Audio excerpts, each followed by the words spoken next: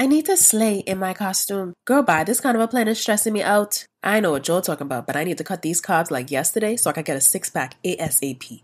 Keep listening, because my special guest and I have just the thing to get you started. Let's lay some healthy foundations. You're tuned in to Nice-ish, the Carnival-specific podcast that addresses chat-worthy topics straight off the Caribbean social scene.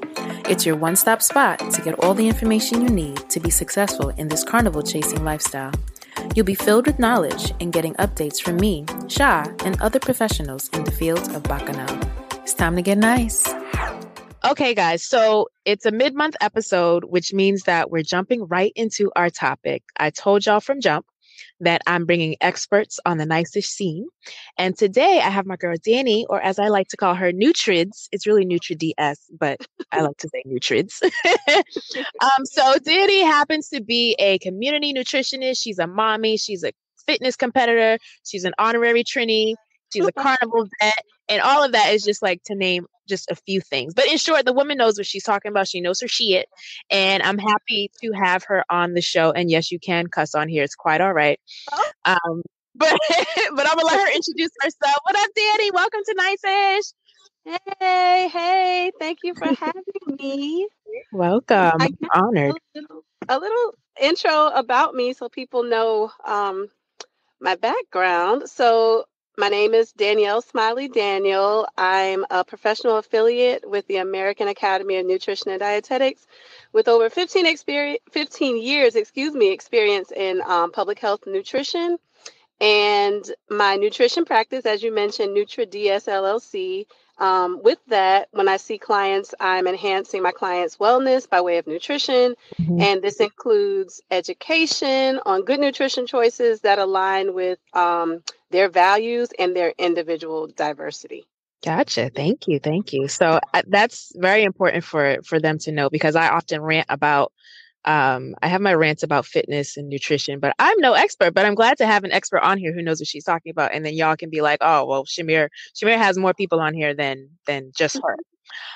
So talk to us about like your whole Caribbean connection. How'd you get into the carnival life? All of that. I like to lay the foundation out for the people.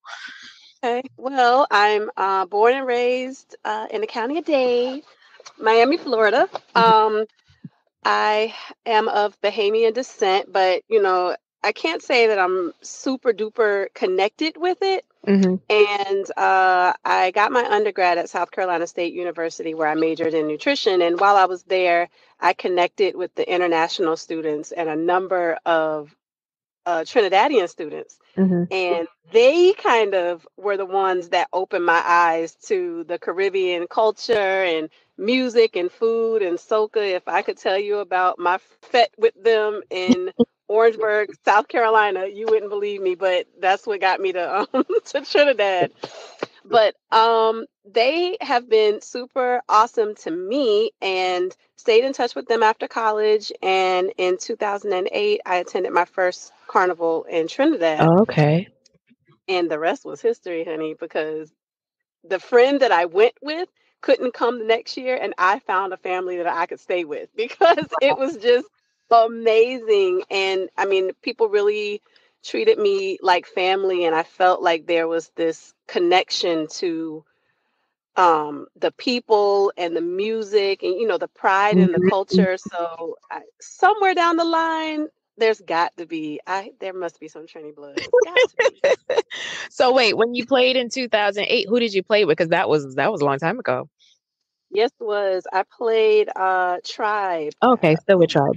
I can't remember what my costume was, but it was backline, which was cute. Mm-hmm. But I've definitely upgraded over the years. I'm definitely a frontline girl now. Yes, but it was scary, but oh my God, intoxicating. Mm-hmm. Okay, that's great. So yeah, you're a vet. Have you gone to any carnivals aside from Trinidad? Up to this point, I have not, but I decided that this year would probably be my last Trini Carnival for a while, because I feel like I would definitely like to experience others. I definitely want to play jab. That music does something to my soul. I swear, I gotta. And crop over is something I want to experience. I definitely want to go to Jamaica. I want to experience these before those prices increase like Trinidad. That's true. Yeah, I think you have some time for some of them, but yeah, some of them are rapidly getting up there. But you'll make it, but it's still great. Yeah. All right. So you recently conducted a webinar and it was entitled 5 Tips to Define Your Blueprint for Health in 2020. So as I'm listening to the webinar, I was like, yo, the Carnival community needs to get up on this because there are way too many people, and y'all know who you are, who try to rush and get fit for whatever upcoming carnivals there are. And then I tend to get annoyed by it. But I think that everybody can do better. And I feel like, it shouldn't be a temporary thing. And I know life gets in the way, but like if we just all as a whole, just kind of try to make this like a 365-day thing where we're not just doing it for an event. You know what I mean? So share like your thoughts on that approach, and maybe just start getting into the tips of what they can do to, get on the right track. Yeah. So, for me, because like Carnival has been an annual trip for me, I use it as a goalpost to make sure that I'm keeping myself in check as far as not letting myself stray too far with food or, just kind of monitoring how I feel in my clothes. So each year, lately I've been playing with Yuma, and the launch for the bands is usually in August or so. And at that point, I pick out my costume. Lord knows it's skimpy, and it gets even more skimpy as the years pass. But I pick out my costume and I blow up pictures of it, and I put it in so many different places because I was like, all right, February is coming or January is coming. You need to get yourself in order. So that reminder helps me, be encouraged to be consistent in the gym and make better choices with my food. Now, that's not to say that I'm on some strict regimen, but it's just about being mindful. And with the beginning of the year comes all the New Year's resolutions, and like you say, now everybody's getting anxious about Carnival, and let's hurry up, let's do it. And I just feel like, as I said before, I'm not cookie cutter by any means. I mean, like, I want to be comfortable with my body, and I want to be able to sustain whatever it is that I'm putting into play. So that's how I came up with my tips. I was laughing because I was on the webpage, and I love that the fact that you said, if you're looking for a nutritionist to direct you completely to eliminate food groups from your intake, that I'm not the one for you. But if you believe in balance and being realistic and enjoying the food you eat, I'm the one for you. So I love that, because it's hard to take out a full, a whole food group just to try to get to goals. And I think that sometimes, I think I've heard before that, it's not necessarily ideal to do that in the first place. So I love the fact that there's like a balance aspect to what, to your regimen and what you're sharing with your clients. I feel like there's different, philosophies when it comes to nutrition, and there's different type of counseling and approaches that you could take. And I can only speak for myself and my experience. And I love carbs. Same. I love carbs. And honey, love bread. Listen, the carbs don't really like my butt or my thighs or, any of that stuff. But that's usually the first thing that people try to eliminate from their diet when they're trying to, like, kind of whittle down a little bit. And I just feel like you would be miserable. Now, there's not to say that the approach would not work temporarily. Right. And, one of the diets is like the keto plan. I can guarantee you that it works because I was on it and I saw fat melt away. That's, when I was preparing for my fitness competition. But I can also tell you that I was absolutely miserable. Right. And when we talk about sustainability, you have to know that if that's what you want, then that's what your mindset has to be. And you really have to have eliminated the carbs, because once you reintroduce them, like all of that work, it's so fast to reverse everything that you've done. Yep. And it could possibly plump you up even more than when you began. So I'm not about a quick fix. I think there's a time and a place for everything, but to sustain, and feel good often. And when I say feel good, I don't mean skinny, Right. because sometimes people hear healthy and they think it's skinny, and that's not how I feel about it. I definitely got a lot of ass, and and I like my ass. So, and the truth is, if you go by like BMI charts, or you go by the number on the scale, that's a lot. I just feel like our bodies are like women of color's bodies.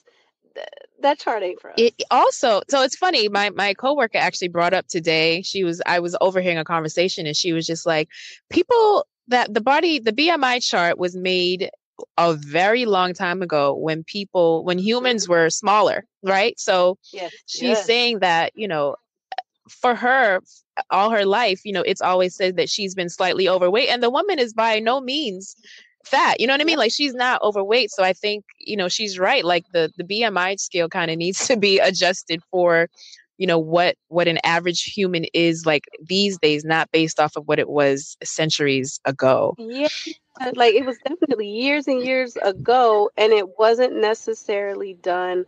I think it really came from insurance plans, to monitor for health. And who's to say that it was actually made with us in mind? Body types are definitely different. So for me, when it comes to monitoring, I like pictures, because pictures tell a story. I like the way that your clothes feel. When you're doing something because your jeans fit, different. Everything fits different. To me, inches tell a story. Measurements like that tell a story. Periodic photos tell a story that you can't see every day, because you're always looking at yourself in the mirror.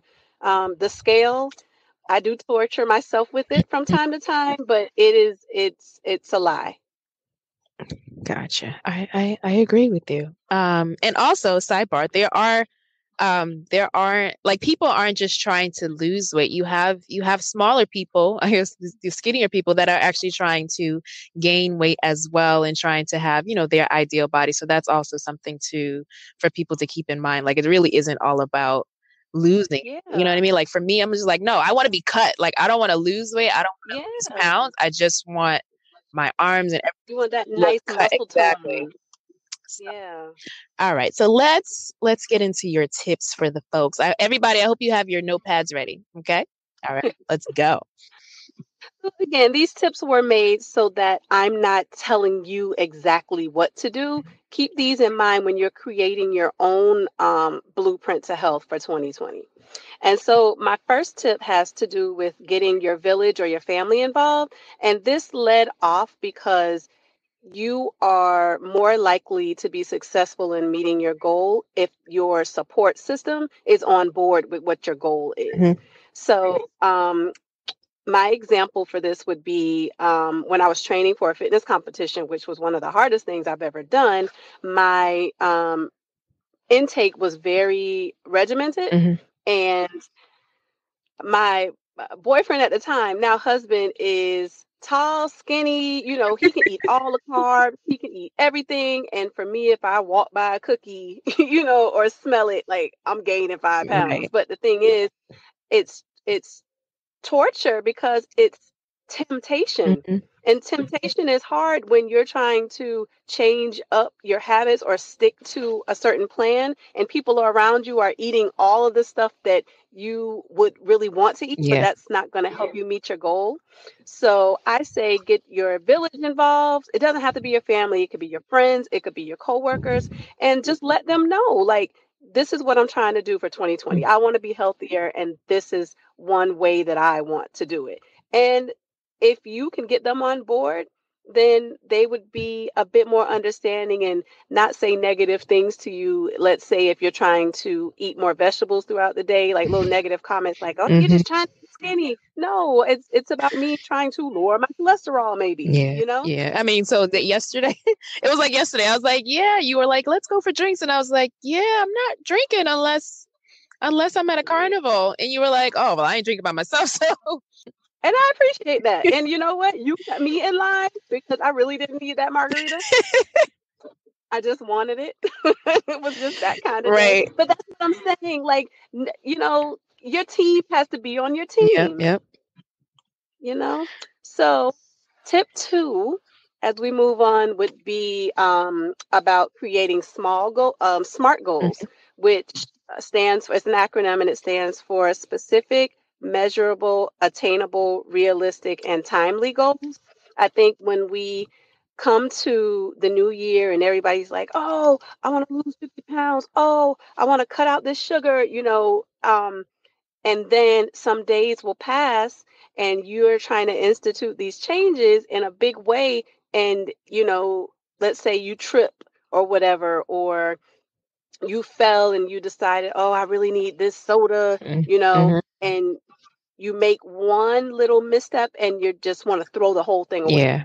It's really hard to meet a goal if you're not taking baby steps to make it buildable, to make it attainable for you. Yep. So an example that I used in the webinar was about soda specifically, because that's a very popular goal that people try to kick out of their lives when it comes to New Year's resolutions.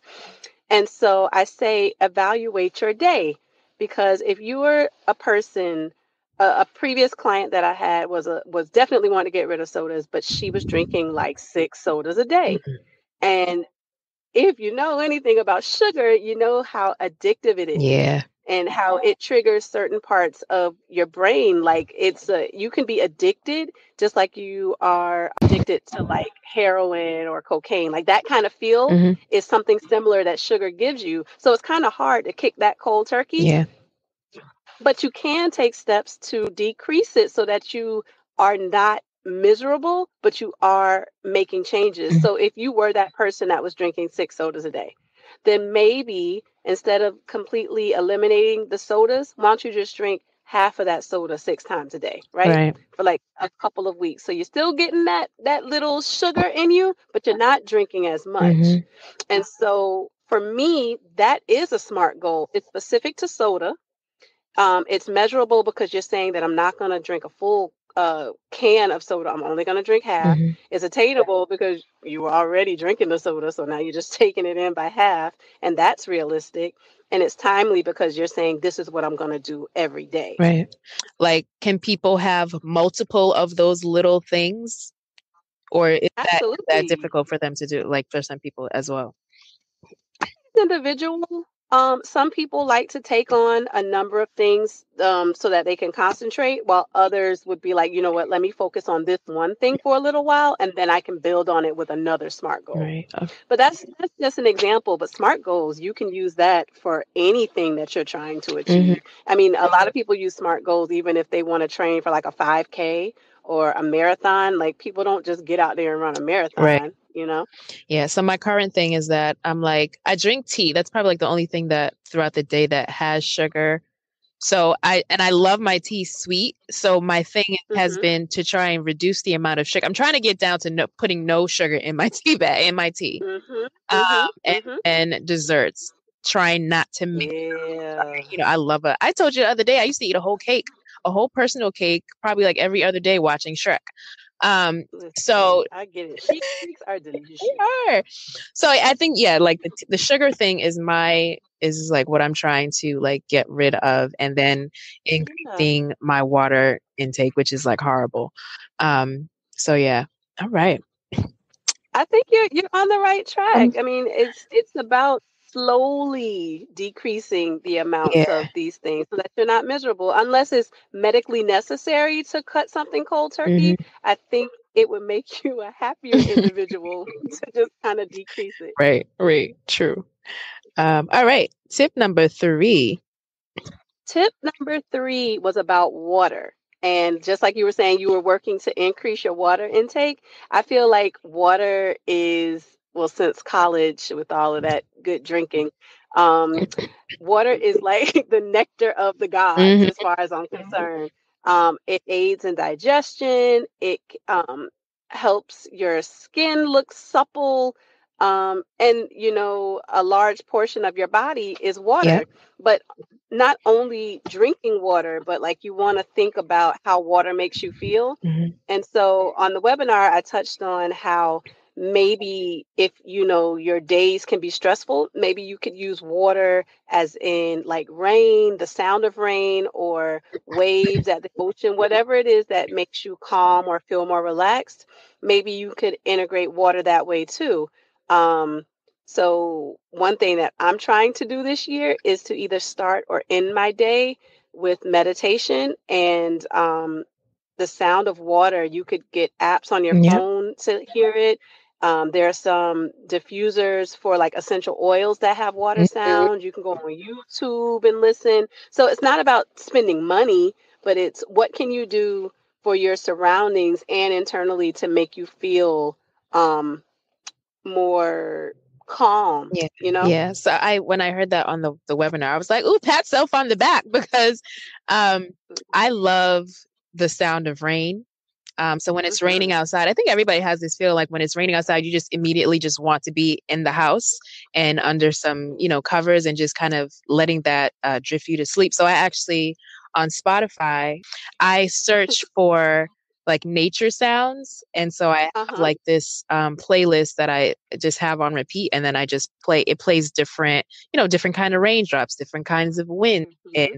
that helps me to go to sleep. It helps me to kind of get my thoughts together before I drift off to sleep. And, my Yeah. meditation hasn't been consistent, but that has been like the goal when I do remember it. So I'm listening to that at the same time. You can put it in as something that you're working on. Hmm.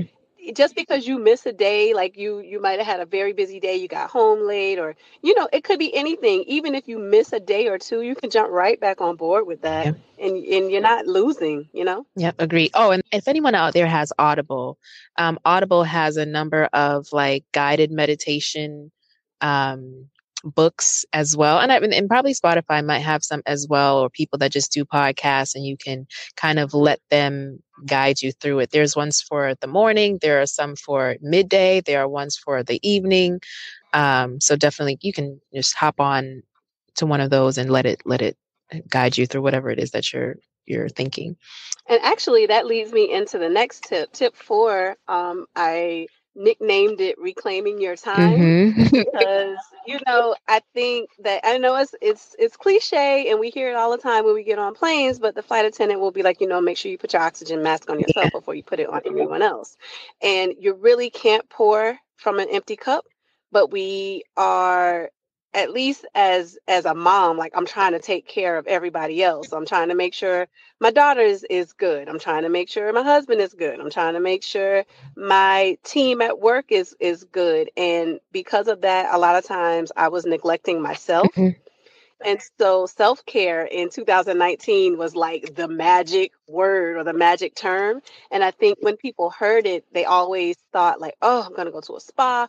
Oh, I'm going to get a massage. Mhm. And while those things are wonderful, Mhm. and I love a good massage, like it not something that has to be this whole, big to do.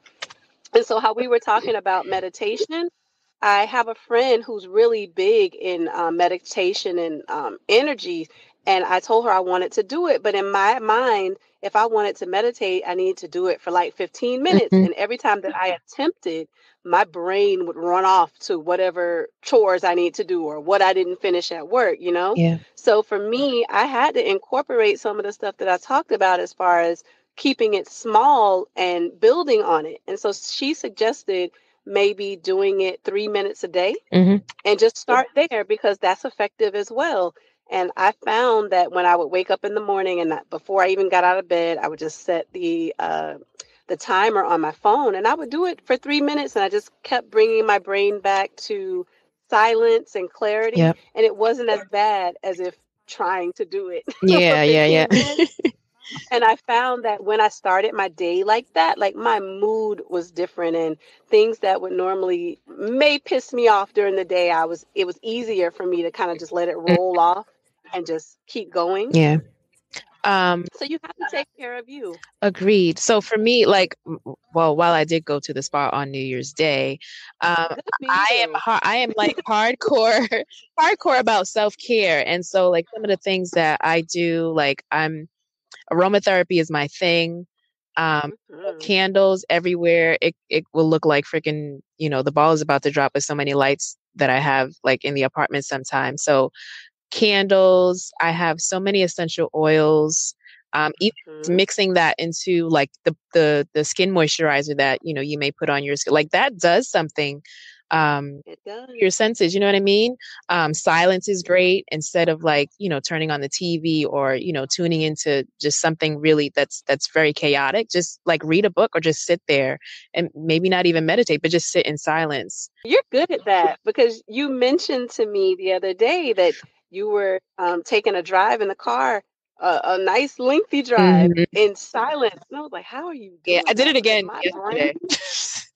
my brain would go nuts. I'm definitely a podcast, audiobook, kind of person. I just don't know. I don't think my brain could be quiet enough to ride in silence. No, yeah, I did it Good for again, you. like from Boston inside. Like I just sit there, listen to myself. If a thought comes up that I need to remember, I'll like send myself a voice note or something. But it's just nice to just hear the road. I guess it's similar to like the rain. It's just very calming and nothing else is going on. You're by yourself. It's just, I don't know. It's nice. You should try it one day. And then the other thing is to add on to, so say you're in the shower. There's this, I came across like a eucalyptus shower. So you basically just go to like Whole Foods or Trader Joe's, you buy a fresh thing of eucalyptus, right? And you just hang it above the shower head. And then that scent, when the water touches or the steam, it kind of like, gets into the atmosphere, and it just makes for a really nice shower. Turn the light off, put like a little lamp on. The whole mood is just set. Yeah. I like that idea of that. I mean, I guess when I think I've seen commercials on TV or maybe little ads on Facebook, and they show this thing that you can hang over the shower that has like essential oils in it, but that's a whole few steps that I probably wouldn't do all the time. So just the idea of having the eucalyptus there and having the steam hit it, like that's nice. Just throw it on there. Throw some essential oil on there too. Whatever, it works. And then when it's only like what, $3, and then when it kind of dries out, you just get another one and put it on top. Yeah, and that's sustainable. I like that. Check it out. Yeah, look at me. Go. So my next tip was about accountability. Accountability, and this is what I named the major key of the whole podcast or webinar. It's about having some type of accountability or an accountability partner. Like you have to tell somebody what it is that you're doing. Yeah. So one of the goals that I had for 2020 was to do a webinar quarterly. And my mentor was like, yeah, no, we're going to do this before the end of December. And I'm like, oh, no, like I'm not ready. And she's like, no, sometimes you just have to do it. And she basically just, it wasn't like forcing me, but applying pressure to do something that I said that I wanted to do. Yeah. It's very easy to have something that you want to do and keep it to yourself. And if you don't meet that goal or you don't put the effort in, it's easy to kind of disappoint yourself. But if you've told somebody else that this is what I want to do, and they're going to, check in periodically with you to see what it is that you're doing to kind of hold you accountable, you don't want to disappoint anybody else. It really makes you work. So accountability is huge if this is something that you really want to do. And if you don't necessarily have a partner that you could share that with, a lot of people use Facebook for accountability. Right now, I'm using Facebook for accountability because my goal is to drink a gallon of water a day. And I completely fell off of my water intake. So I take pictures of my water bottle at the beginning of the day. And each time I finish a liter and a half, I show my empty one and I refill it. And, it's been fun because I didn't realize how many people were actually paying attention. Yeah. And then the pictures that I would get on like behind the scenes of people showing me their water bottles, like it's encouraging and it really makes it fun. That's true. The other way, well, y'all know I'm not addicted to chats. I just happen to be in a lot of them. But yeah, there are, like people start fitness chats, or like even if like I think a couple of my friends started one, but it's like, we haven't been consistent, but when we are in there, it's like, okay, well, did you do X, Y, and Z for the day? And even if it's like sharing a workout, like, okay, this is what we're doing today, and everybody just do whatever it is that person shared, and you just check in like, okay, I'm done, and moving on to the next day. So with that being said, like, I know I have a number of people that I follow on Instagram for like workout inspiration. How do you find your workouts? Like, do you have a trainer, or do you do it on your own? Like, what's your process for that? So I've been an athlete for a long time. So there's like I think a foundation that I have. So I go to the gym and I don't feel uncomfortable. But of course we hit plateaus. So I have my coach that trained me for my competition. And so I'll check in with her sometimes. I'll join one of her challenges. Or like you said, that inspiration has to be around you. So like my favorite, I think, on Instagram right now is Masi Aries. I always messed her last name up, but she's a beast to me. Oh my God, she's fantastic. And there's another Danielle. I can't think of her last name either, but she is I like strength training. Yeah. I'm not real big on cardio, so I love lifting heavy weights. It just makes me feel so powerful. And so I like to see women doing it because people always say, "Oh, you're going to look like a man if you lift these heavy weights." And I'm like, "Are you looking at these women?" Because they don't look like men to me. Right. Like it makes you more curvy. So my inspiration comes from that and watching people around me, what encourages them to move. So I love also Coach Cass that goes often to Africa for her trips. I love to watch her dancing. I can't do it. I can try. And I do it in the comfort of my home where nobody else is watching me. But I swear, when I'm watching her videos, I'm in there moving my ass too. Yeah, Cash has vibes. Yeah, man. Anything to make you move, whatever makes you move. And you have to know yourself. So for me, I also know that I'm not inspired to work out at home. I need to be at the gym. I like to be where the music is pumping, where I see people around getting it in, the smell of sweat, which is not very, it's probably not the most attractive thing to say, but it's something that gets to me and makes me push harder. Yeah. So do what works for you. I mean, try different things too, but know yourself and know what works for you. That works for me. Yeah, what doesn't work for me is walking to the gym in the winter. So that is not happening. But in the summer I'll do it, or when it's nice out, I'll do it. It's a 20-minute walk there and a 20-minute walk back, and then of course you got the workout. So I felt like that's a whole, that's a complete situation. But now, and good for you with that New York life. Me either. But the way, so my winter is now actually tomorrow. Like my goal is to wake up like 30 minutes earlier, do my home workout. So I have like dumbbells, and I have a barbell, and I have like leg weights, and so I have like a number of things that can be done inside.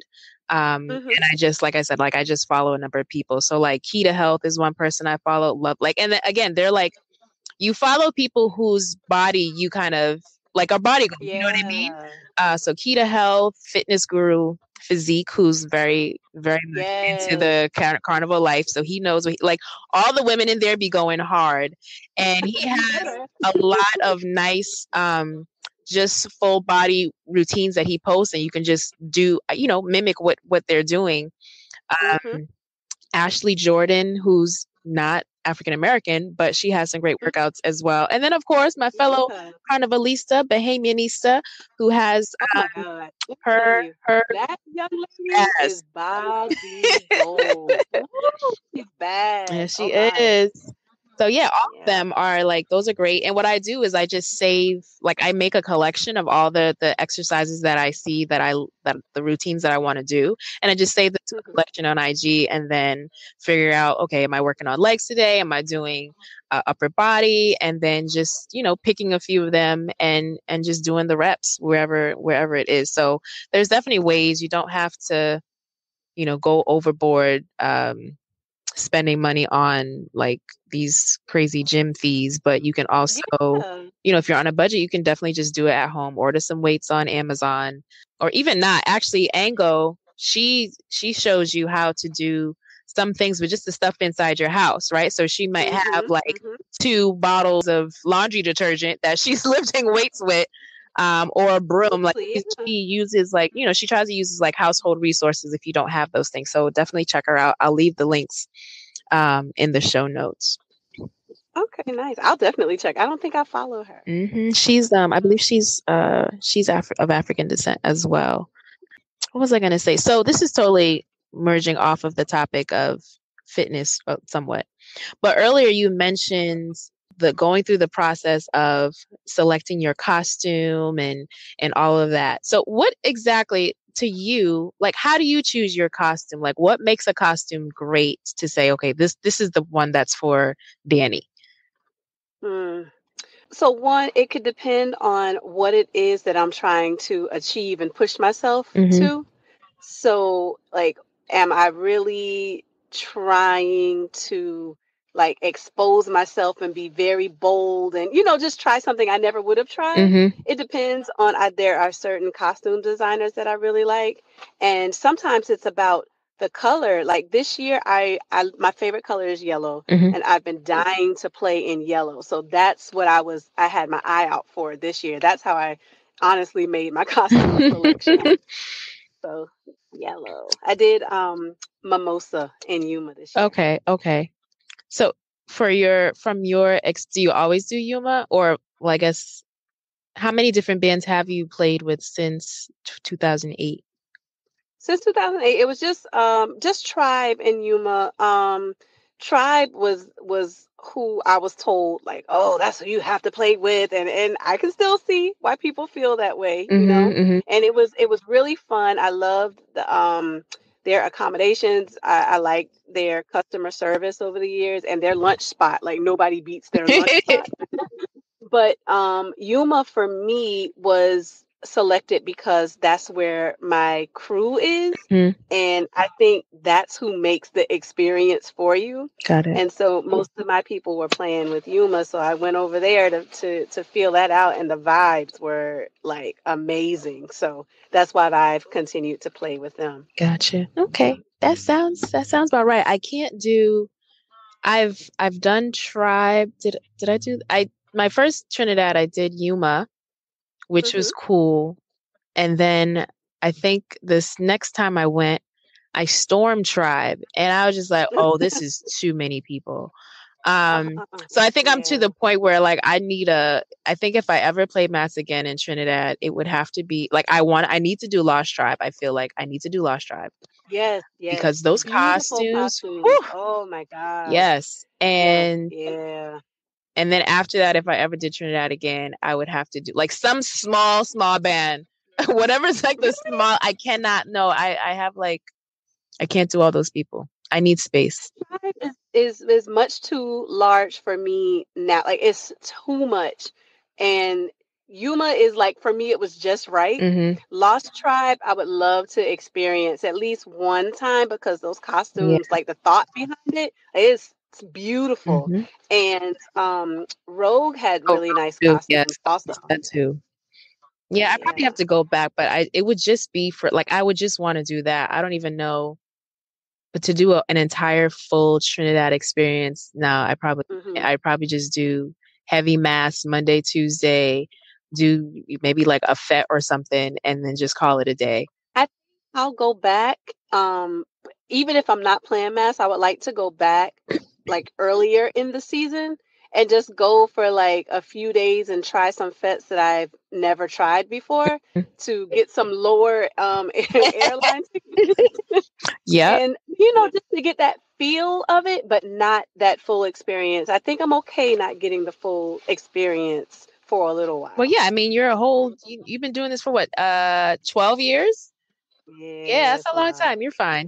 You got this. It's quite okay. Miss it. I'll fear of missing out. That FOMO. I know it does hit. FOMO and Tabanca are ridiculous. All right, but I think like that kind of wraps up our episode. I mean, so guys, to revisit everything that Dani has just taught you. So you have to make sure that you are getting your village and your family involved. SMART, if you can fill in, it's specific, measurable, attainable. What's the R? Realistic. Oh, I was right. Realistic and timely. Timing.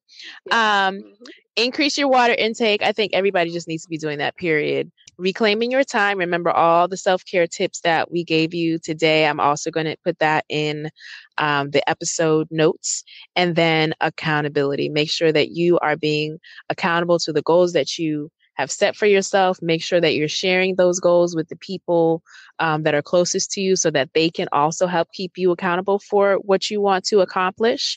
Dani, if you can, please drop your social media platforms, your website, all of the good info to let them know where they can find you. Sure. So you can find me on IG, NutriDS, oh my God, I can't spell. NutriDS on IG. On Facebook, you can find me at nutritionist Danielle Smiley. Where else can you find me? My website is www.nutrids.com, and you can email me at danielle@nutrids.com. And so even if you have questions, you want to check out the blog on the website, you feel like you could need some assistance with meeting your goals or education when it comes to eating well, or just assistance, because a lot of times people already know what they need to do. It's just somebody to hold them accountable. I'm that person. It me. I hear you. But thank you so much for joining us. Thank you. I'll see y'all on the road. Yes, later. Enjoy Trinidad. I sure will, girl. I need the sun. Oh. Bye, love. Bye. Carnival is for everybody, every age, every shape, every size, every creed. That's what makes it amazing. Thanks for tuning in to the latest episode of Nice-ish. As always, I'm grateful for your time and attention. Stay plugged in by subscribing to this podcast, my website, tingznice.com, and following me on all social media platforms. Visit the show notes for all the links and the plugs related to this episode. If you ever have questions about anything we discuss on the show, be sure to hit me up at info@tingznice.com. And remember, sharing is caring, so please pass this podcast on to anyone you believe will benefit from the information. I'm going to check you all later.